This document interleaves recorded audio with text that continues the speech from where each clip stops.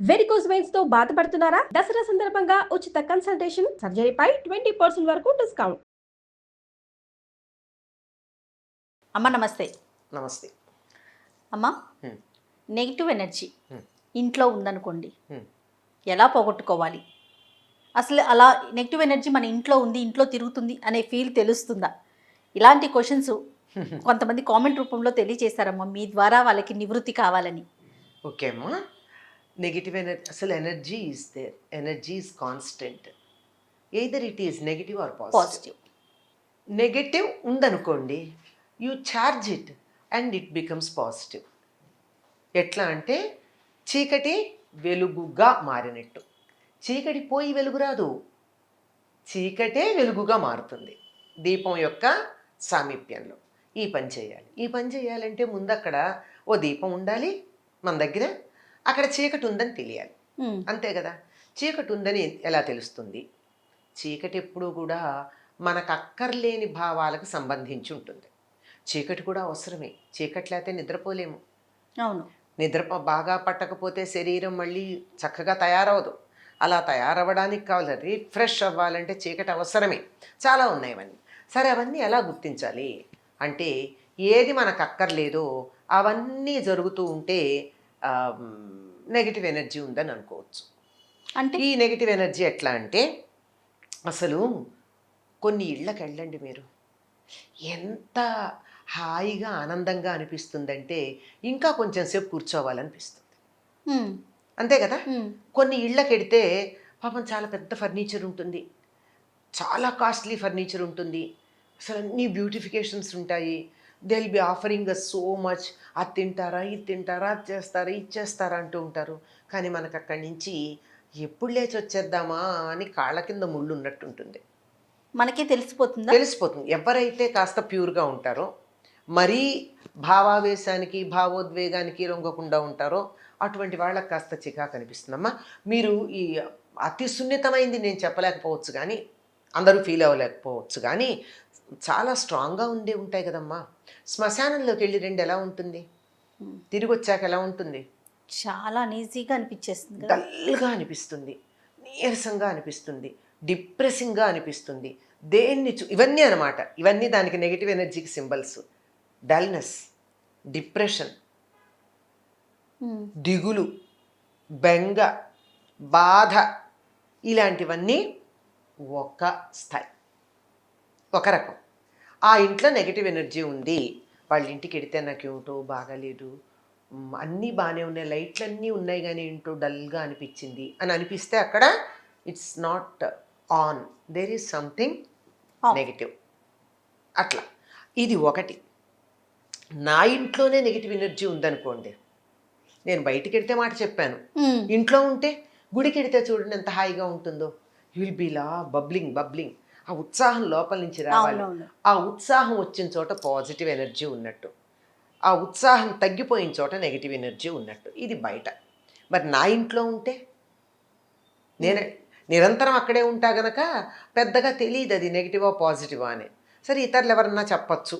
దాన్నే మన వాళ్ళు పూర్వం ఏమనేవారంటే, ఆ ఇల్లు కళకళలాడుతోందండి, వాళ్ళ ఇంటికి వెళ్తే ఉండాలనిపిస్తోందండి అనిపిస్తుంది. ఇది నా ఇంట్లోనే నెగిటివ్ ఎనర్జీ ఉన్నట్టయితే నాకు దిగులుగా ఉంటుంది, బద్ధకంగా ఉంటుంది, ఉత్సాహం ఉండదు ఏ పని చేయడానికి. చెయ్యాలా, లేవాలా, వండాలా, తినాలా, అది కూడా ఉంటుంది. చూడండి, పిల్లలు అన్నానికి పిలిస్తే రారు. అవును. ఈ పైగా నేను ఒక కుర్రవాడిని విన్నాను, వాడు ఎందుకు తినాలి అని ప్రశ్న వేశాడు వాడు. నాకు షాక్. నేనే ఆలోచించుకోవాల్సిన పరిస్థితి కదా అది, ఎందుకు తినాలి, తినాల్సిన అవసరం ఏమిటి అని. వాడు అంత డల్గా, ప్రపంచమంతా మీద పడిపోయినంత డల్గా ఎందుకు తినాలి, తినకపోతే ఏం అని అడిగాడు దీనంగా. ఎంత నెగిటివిటీ ఉంటే అటువంటి ప్రశ్న వస్తుంది ఒక 6-7 ఏళ్ల కుర్రాళ్ళు. ఇలాంటిది పెద్దవాళ్ళం కనుక దాన్ని ఒక్కదాన్ని కంట్రోల్ చేసుకుని తప్పదు, తినాలి, బతకాలి అని పెడతాం. పిల్లవాడికి అది తెలియదు ఆ మాట. కనుక ఇలా ఏ పని చేయాలన్నా, లేవడం దగ్గర నుంచి, పని చేయడం దగ్గర నుంచి, తినడం దగ్గర నుంచి, అన్ని విషయాలలోనూ నిరుత్సాహం. ఉత్సాహమే ఉండదు. అన్నిటికన్నా ప్రధానంగా ఉండాల్సిన దాని గురించి చెప్తారు చక్రవర్తుల గురించి.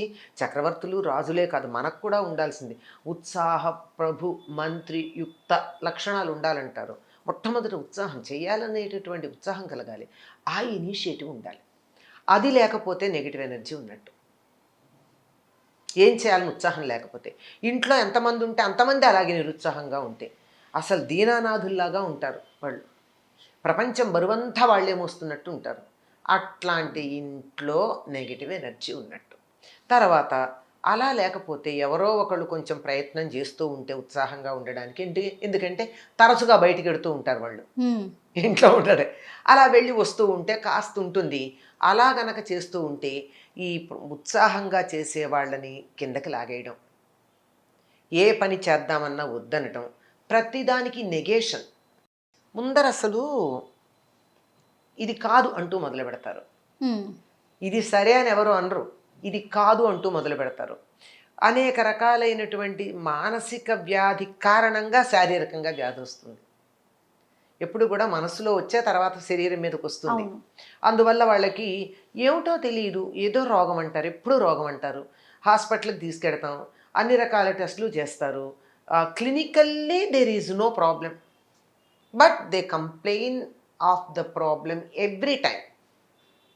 ఎప్పుడు చూడు నాకు కాలు నొప్పి, వేలు నొప్పి, ముక్కు నొప్పి, మూతి నొప్పి, కన్ను నొప్పి అని ఏదో ఒకటి అంటూ ఉంటారు. మళ్ళీ ఏం లోటు ఉండదు.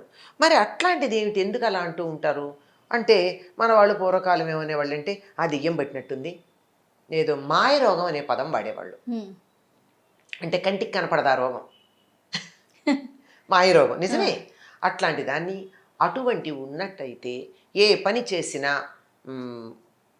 పైకి రాకపోవడం, చచ్చేటి వ్యాపారం చేస్తారు, కలిసి రాదు, ఇక కుటుంబం వెనకాలే ఉంటుంది, అదే వెనకాలే ఉంటుంది. ఆఖరికి అసలు ఎక్కడ కనపడుతుందంటే ఇదంతా, ఇవన్నీ పైకి కనపడేవి. మూలం ఎక్కడుందంటే ఇంట్లో పూజ చెయ్యాలన్న ఉత్సాహం ఉండదు ఎవరికి. దేవుడికి దండం పెట్టుకోరు. ఎవరో ఒకళ్ళు బలవంతంగా పూజ చేసినా మిగిలిన వాళ్ళందరూ అసలు ఆ జోలికి రానే రారు. ఆ దేవుడి ఫోటోలో విగ్రహాలు లేకపోతే ఒక మందిరము ఏదో ఉంటాయి కదా, ఎవరి స్థాయికి వాళ్ళకి, ఎవరికి వీలుని బట్టి వాళ్ళకి, అవేవి కూడా శుభ్రంగా ఉండవు. పాడో అంటే ఓడో అన్నట్టు ఉంటాయి.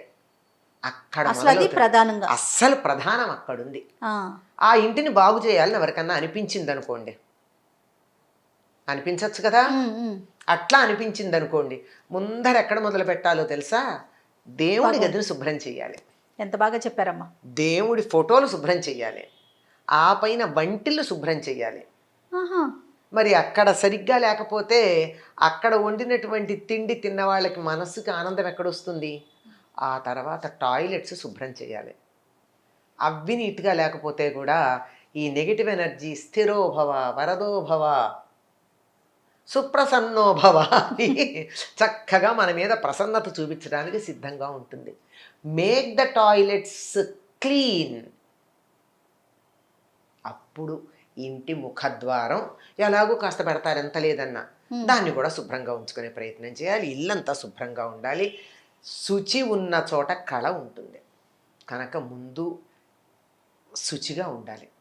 ఇవన్నీ శుభ్రం చేసుకుని వీలైనంత వరకు భగవంతుణ్ణి తలుచుకుంటూ ఉన్నటువంటి చోట నెగటివ్ ఎనర్జీ ఉండదమ్మా. ముఖ్యంగా హనుమంతుడి యొక్క ఫోటో పెట్టుకున్న చోట నెగటివ్ ఎనర్జీ రాదు అని పెద్దలు చెప్పినటువంటి మాట. ఆయనే ప్రామిస్ చేశాట, నేను అందరి గ్రామాలలోనూ ప్రతి గ్రామంలోనూ ఉండి గ్రామ ప్రజల దగ్గరికి ఎటువంటి ఆది వ్యాధులు రాకుండా చూస్తానని. చాలా గ్రామాల్లో ప్రస్తుతం లేవుగా హనుమంతుడి విగ్రహాలు, పెట్టే ధైర్యం మనకి లేదు, శక్తి సామర్థ్యాలు కూడా లేవు. అంచేత మన ఇంట్లో ఉన్న హనుమంతుడి విగ్రహం, మళ్ళీ అయితే కష్టం దాన్ని అంతా చేయడం, ఒక ఫోటో పెట్టుకోండి, హనుమంతుడిని తలుచుకోండి. రామనామం చేసేటటువంటి చోట ఎటువంటి నెగిటివ్ ఎనర్జీ ఉండదు. రామనామం చేస్తే హనుమంతుడు ఉంటాడు. అందుకు ఆయన పేరు తలుచుకుంటే మంచిదే, ఆయన పేరు తలుచుకోకపోయినా రామరామ అనుకోండి, హనుమంతుడు అక్కడ ఉంటాడు, ఎటువంటి నెగిటివ్ ఎనర్జీ ఉండదమ్మా. ఓకే. ఇక చాలా చేస్తారు. అవి చేయండి, కొబ్బరికాయ కట్టండి, నిమ్మకాయ తీయండి, దిష్టి తీయండి, అది చెయ్యండి, ఇది చాలా చెప్తూనే ఉంటారు.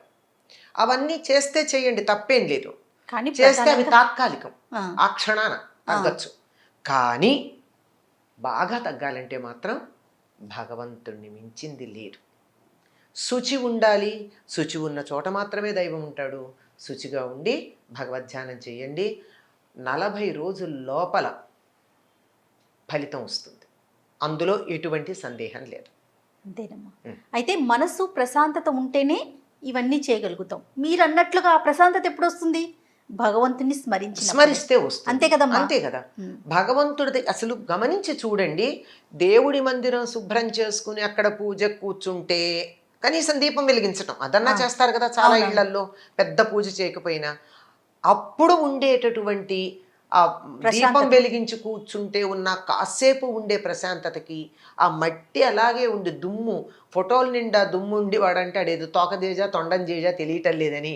అట్లా ఉండే పరిస్థితుల్లో ఉన్నప్పుడు తేడా మనకే తెలుస్తుంది, ఎవరో చెప్పక్కర్లా. ఆ కాసేపు అక్కడ బాగుంది అంటే అర్థమైంది కదా. అది యూ కెన్ ఎక్స్పాండ్. తప్పకుండా అమ్మా. దేవుని గది, వంట గది, అలానే బాత్రూమ్ గురించి కూడా చెప్పారు మీరు. ఇవి 3 శుచిగా శుభ్రంగా ఇంకా ఉంటే ఎక్కడ ఉంటాయంటే పాతగుడ్డల మూటలు, పనికిరాని వస్తువులు, విరిగిపోయిన సామాన్లు, ఇవన్నీ బూజులు, ఇవన్నీ ఉన్న చోట నెగిటివ్ ఎనర్జీ చక్కగా కూర్చుంటుంది. అంచేత అవి తీసేయాలి. ఎప్పటికప్పుడు క్లీన్ చేసుకోవాలి. తప్పకుండా అమ్మా. నమస్తే. నమస్తే.